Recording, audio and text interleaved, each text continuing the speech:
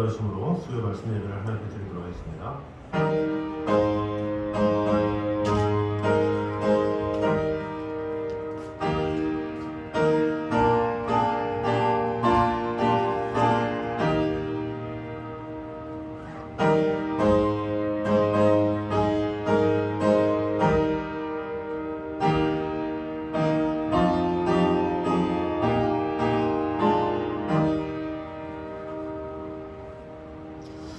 너희는 세상의 빛이라. 산 위에 있는 동네가 숨겨지지 못할 것이요 사람이 등불을 켜서 말 아래에 두지 아니하고 등경 위에 두나니 이러므로 집안 모든 사람에게 비치느니라. 아버지 하나님, 우리로 하여금 빛과 소금으로서의 사명을 감당할 수 있도록 허락해 주신 주님의 은혜를 찬양합니다. 오늘도 하나님 앞에 나와 예배하며 우리의 마음이 주님을 향하게 도와주시고 하나님께서 주시는 그 평안과 기쁨으로 오늘도 승리하며 나아가는 귀한 시간 될 수 있도록 주님 함께하여 주시옵소서. 예수님의 이름으로 기도드립니다. 아멘. 우리 찬송가 401장 하겠습니다.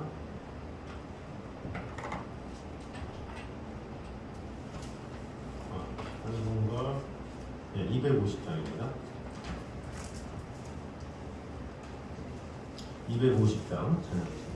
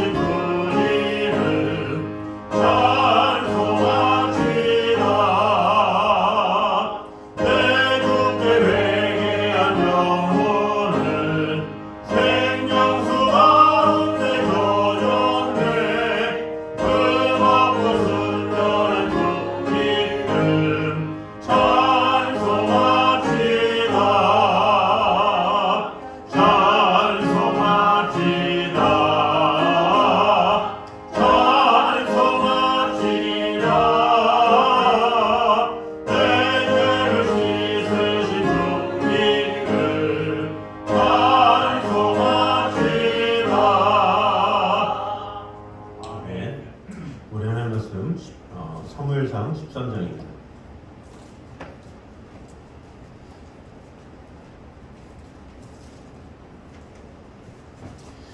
사무엘상 13장 1절에서 7절까지 말씀입니다.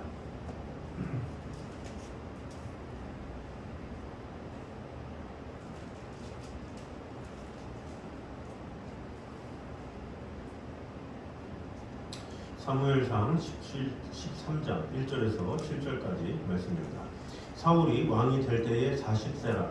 그가 이스라엘을 다스린 지 2년에 이스라엘 사람 3,000명을 택하여 군인에서 2,000명은 자기와 함께 믹마스와 베델산에 있게 하고 1,000명은 요나단과 함께 베냐민 기브아에 있게 하고 나머지 백성은 각기 장막으로 요나단이 게바에 있는 블레셋 사람의 수비대를 치매 블레셋 사람이 이를 들은지라 사울이 온 땅에 나팔을 불어 이르되 시브리 사람들은 들으라 하니 온 이스라엘이 사울의 블레셋 사람들의 수비대를 치었과 이스라엘이 블레셋 사람들의 미움을 받게 되었다 함을 듣고 그 백성이 길갈로 모여 사울을 따르니라.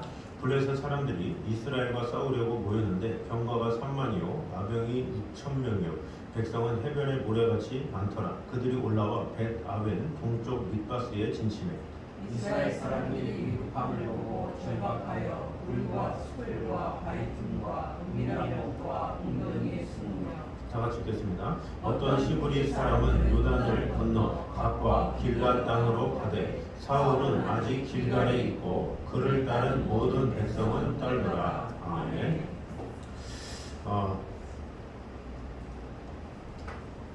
사무엘상 11장에서 15장은 이스라엘의 초대 왕인 사울의 초기 통치와 실수에 대해서 보도하고 있는 내용입니다.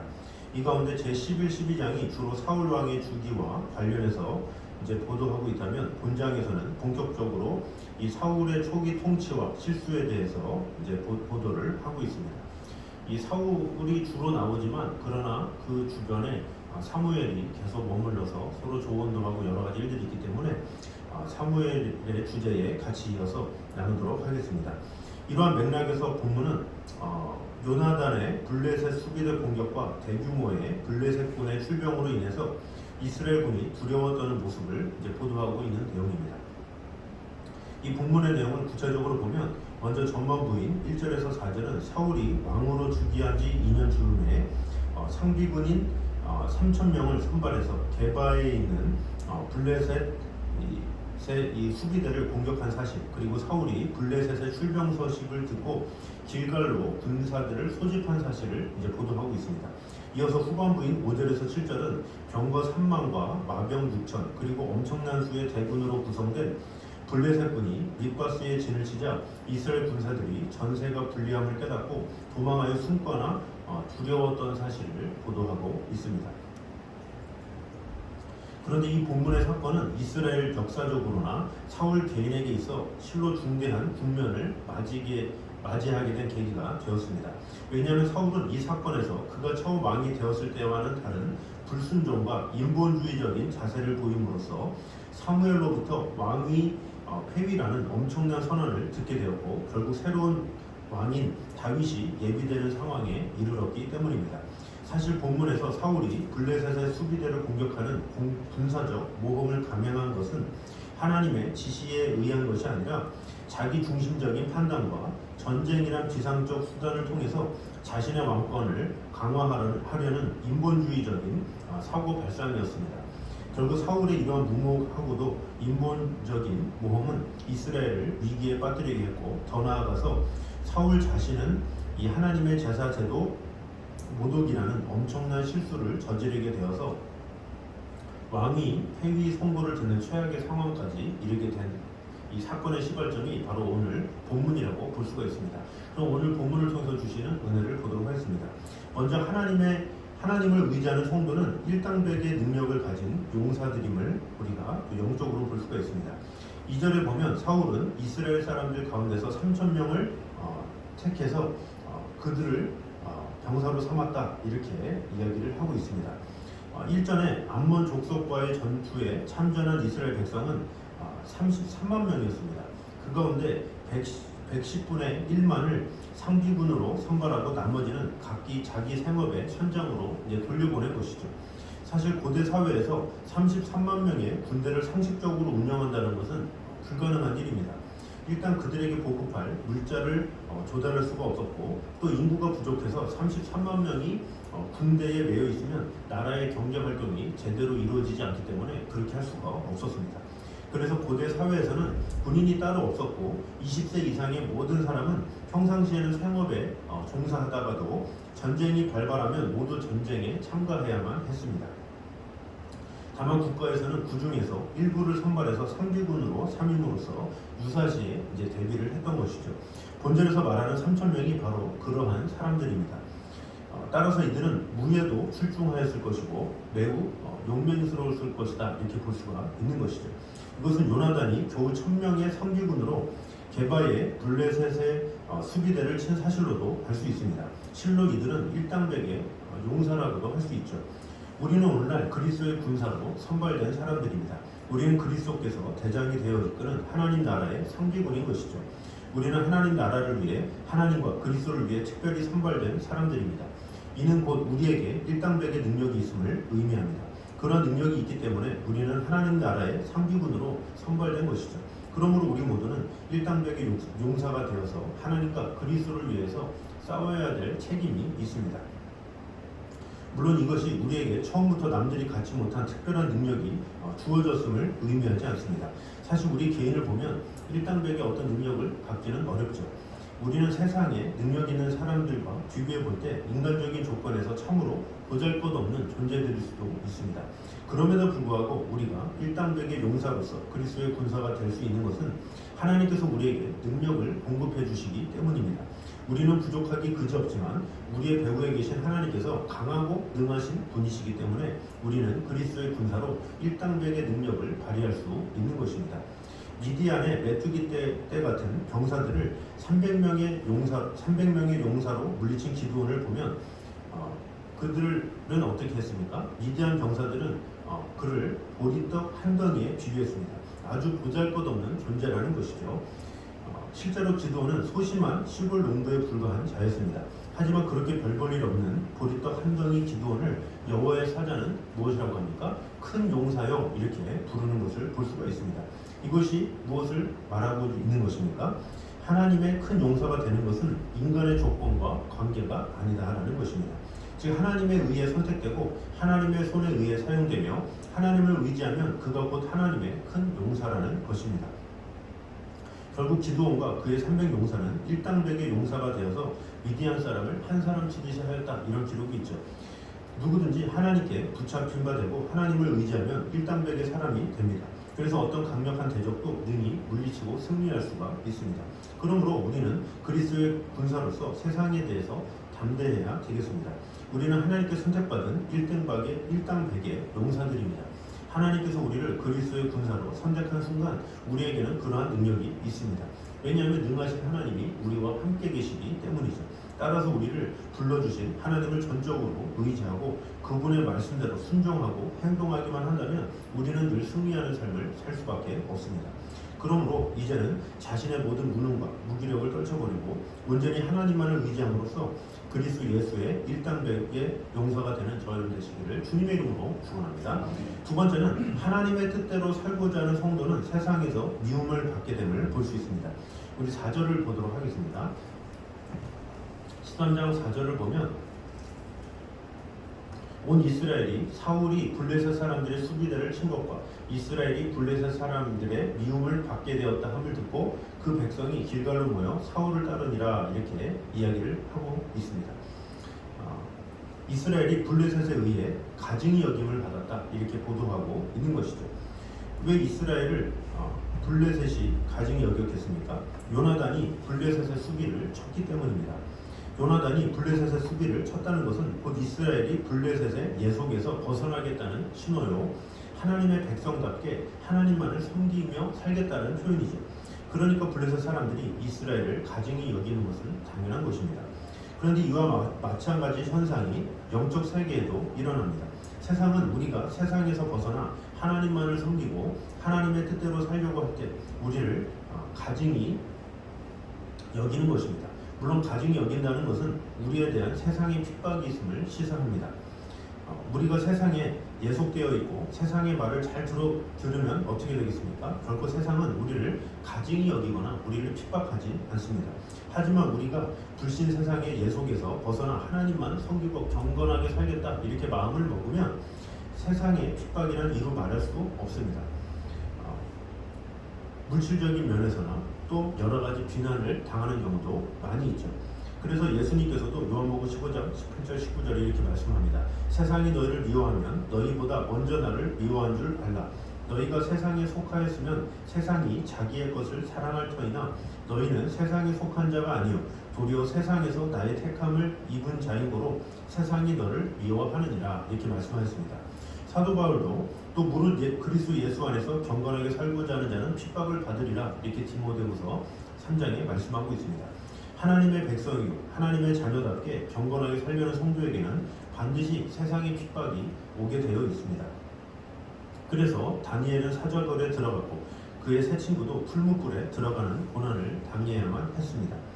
요셉도 감옥에 들어간 것입니다. 그러므로 세상에서 경건하게 살기 위해 받아야 할 불시험을 이상히 여기지 말고 그것을 두려워하거나 위축되거나 회피해서도 안 됩니다. 오히려 참된 그리스도인이라면 그런 시험을 통해 자기가 세상으로부터도 인정을 받는 그리스도인임을 알고 감사해야 합니다.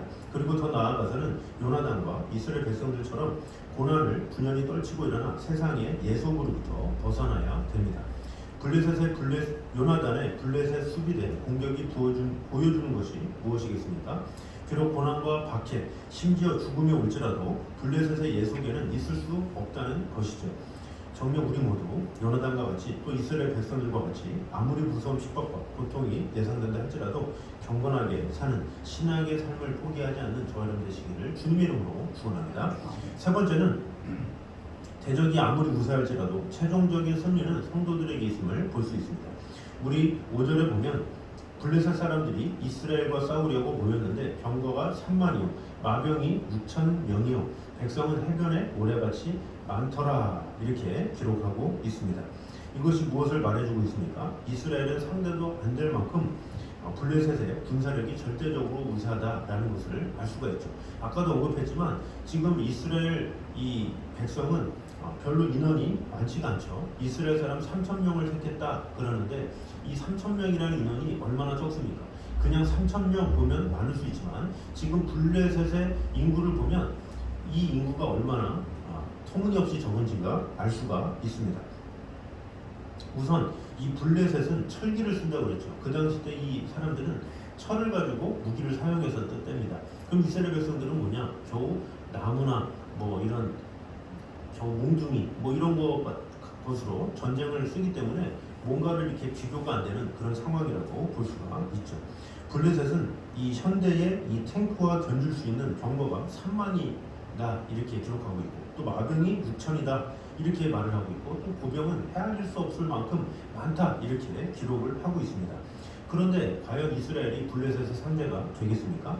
그런데 그냥 사울 당시 블레셋과의 관계에서만 그런 것이 아니었습니다. 이스라엘은 다윗과 솔로몬 시대를 제외하고는 늘 주변국에 의해서 군사적 열세에 놓여 있었습니다. 애굽, 시리아, 바벨론, 바사, 그리스, 로마 어느 나라도 이스라엘이 감히 상대할 수 없는 대제국이었습니다. 하지만 결과는 어땠습니까?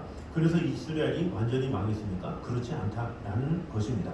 수천 년이 지난 지금까지도 건재한 것이 바로 이스라엘입니다. 오히려 이스라엘을 일방적으로 핍박하고 박해했던 그 나라들은 지구상에서 사라졌거나 현재 그 후손들이 있다 해도 이스라엘보다 결코 번성하지도 않습니다. 본문에서도 보면 이스라엘은 그러한 절대적 열세 속에서도 결코 패하지 않았습니다. 오히려 대승을 거두는 것을 우리는 볼 수 있습니다. 이것이 무엇을 말해주고 있습니까? 하나님을 섬기는 하나님의 백성은 비록 세상에서 늘 핍박을 당하고 절대적인 열세 속에 있지만 영원히 패하지도 않고 망하지도 않는다라는 것입니다. 하나님께서 물의 경계를 정하셔서 아무리 흉흉한 파도라도 육지를 덮지 못하게 하시듯 대적자의 경계를 확실히 정해 놓으셨기 때문에 그것이 가능하다라는 것입니다. 그래서 이사야 선지자는 하나님의 백성이 물 가운데 지날지라도 물이 어물지 못하고 불 가운데 지날지라도 불이 너를 태우지 못하리라 이렇게 이사야 43장에 말씀하고 있습니다.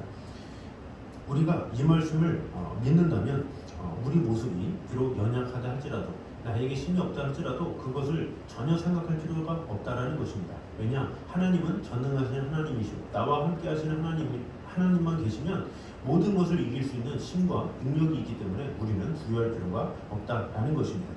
결국 최종적인 승리를 거두는 것은 하나님의 백성이요 성도라는 사실을 우리가 꼭 기억함으로 말미암아 어떠한 상황에서도 확실히 이것을 믿고 어둠의 세력에 눌리지 아니하며 나아가 굳건한 믿음으로 늘 승리하며 나아가는 저를 되시기를 주님의 이름으로 축원합니다.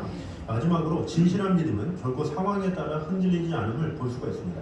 마지막으로 6절과 7절을 보면 이스라엘 백성들은 블레셋의 막강한 군사력 앞에서 이 혼비백산 숨거나 도망치기에 바빴음을 말하고 있습니다. 이스라엘 사람들이 위급함을 보고 절박하여 들과 수풀과 바위 틈과 은밀한 곳과 웅덩이에 숨으며 7절 어떤 히브리 사람들은 요단을 건너 각과 길르앗 땅으로 가되 사울은 아직 길갈에 있고 그를 따른 모든 백성은 떨더라 이렇게 기록을 하고 있습니다. 이것은 사울이 나팔을 불어서 그들을 소집할 때와는 완전 다른 모습이라고 볼 수가 있습니다. 그들은 블레셋 군대를 보기 전까지만 해도 자발적으로 나와서 사울을 쫓았습니다. 이것은 그때까지만 해도 그들에게 사울을 따르면 블레셋을 이길 수 있다라는 믿음이 있었음을 알 수가 있죠. 아마도 그들은 지난날 사울이 암몬 족속을 물리친 것을 기억하고 있었다라는 것을 알 수가 있습니다. 그런데 이스라엘 백성들은 막상 블레셋 군대와 마주치자 자신들의 믿음이 무모한 것이라고 여겼습니다. 블레셋 군대의 막강한 위용을 보는 순간 자신들은 그들을 결코 이길 수 없다고 생각한 것이죠. 그들의 믿음이 블레셋 군대의 막강한 위용 앞에서 눈 녹듯이 사라지고 만 것입니다. 이것은 이스라엘 백성들이 가지고 있던 믿음이 얼마나 보잘것없는 것인가 그것을 볼 수가 있습니다. 사실 이스라엘 백성들이 가지고 있던 믿음은 진실한 믿음이라고 볼 수조차 없습니다. 진실한 믿음은 상황에 따라 흔들리지 않습니다. 진실한 믿음은 처음과 끝이 동일합니다. 어떤 상황을 만나도 끝까지 하나님을 의지하는 것, 이것이 진실한 믿음입니다. 주지하다시피 어려움이 닥치지 않을 때는 누구나 다 진실한 믿음을 가진 것처럼 보입니다. 모든 성도가 다 하나님을 진실로 경외하고 의지하는 것 같습니다. 사울이 나팔을 불어 군사들을 소집할 때만 해도 그들의 모습이 얼마나 보기 좋았겠습니까? 그들은 믿음 있는 사람의 모습으로 사울을 쫓았습니다. 그러나 그들은 블레셋 군대를 보고 위급함을 느끼자 언제 믿음이 있었냐는 듯이 도망치기에 바빴습니다. 이렇게 거짓된 믿음은 위기의 순간에 드러납니다. 거짓된 믿음은 상황에 따라 모습을 달리하는 것이죠. 평안할 때에는 믿음이 아주 좋은 것 듯이 보이나 위기의 순간에는 그 흔적도 찾아볼 수 없는 것이 바로 거짓된 믿음입니다. 그러나 진실된 믿음은 무엇이겠습니까? 평안할 때나 위기의 순간에나 변함이 없습니다. 아니, 위기의 순간에 더 빛납니다. 동일한 믿음이지만 위기 앞에서도 굴하지 않기 때문에 더 위대해 보이는 것이죠. 다니엘이나 그의 세 친구들의 믿음이 위기 때에 더 커져서 그들의 믿음이 위대하다고 하는 것입니까? 아닙니다. 그들의 믿음은 평안할 때나 위기 때나 동일했지만 위기의 순간에도 그 믿음이 변하지 않았기 때문에 그들의 믿음이 더욱 위대하게 돋보인 것입니다. 진실한 믿음은 상황에 따라 흔들리지 않습니다. 하나님은 이러한 진실한 믿음을 성도들에게서 찾으시기 위해 때로는 성도들에게 시련을 허락하기도 하십니다. 욥이 당한 시련은 그러한 신뢰의 하나입니다. 하나님은 그러한 시련을 우리에게도 동일하게 주실 수 있습니다. 물론 하나님은 우리가 감당할 수 있는 범위 내에서 우리의 믿음을 시험하시고 또 시험 당할 즈음에는 피할 길을 내사 의로 능히 감당하도록 하십니다. 그러므로 우리는 위기가 닥쳤을 때, 시련이 닥칠 때 어떻게 해야 되겠습니까? 한결같은 믿음으로 위기를 헤쳐나가야 됩니다. 우리에게 믿음만 있으면 나가지 못할 위기나 시련은 없습니다. 요나단이 하나님께 대한 믿음으로 블레셋의 진영으로 나아갔을 때 어떻게 되었습니까? 이스라엘이 승리할 수 있는 전기를 마련할 수 있었습니다. 우리도 그와 같이 어떠한 상황에서도 흔들리지 않는 진실한 믿음의 소유자들이 되어야 됩니다.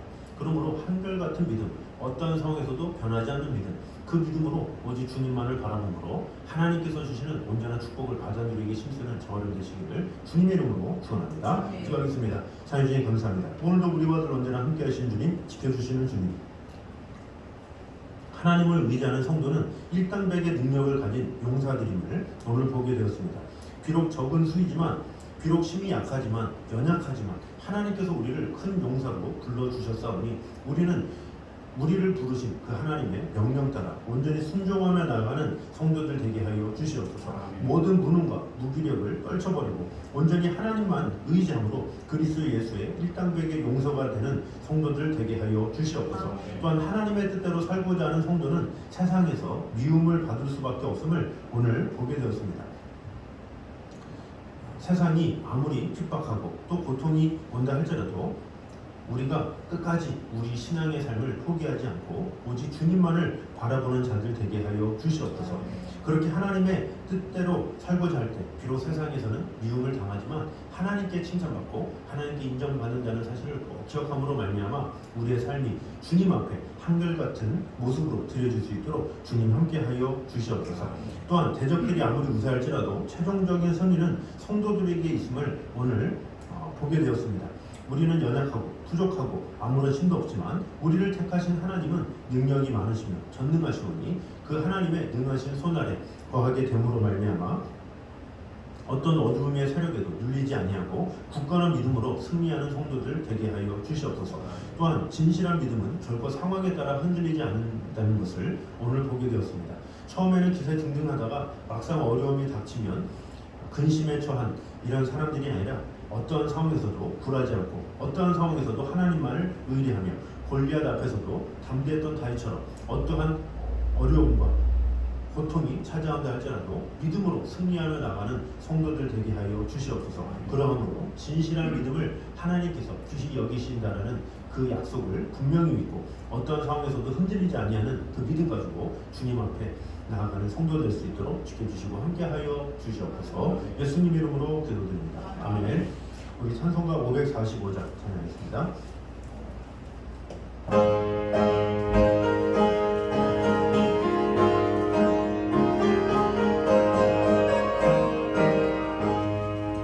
이 눈에 아무 증거 아니 되어도 믿음만을 가지고서는 걸으며 이 귀에 아무 소리 아니 들려도 하나님의 약속 위에 서리라.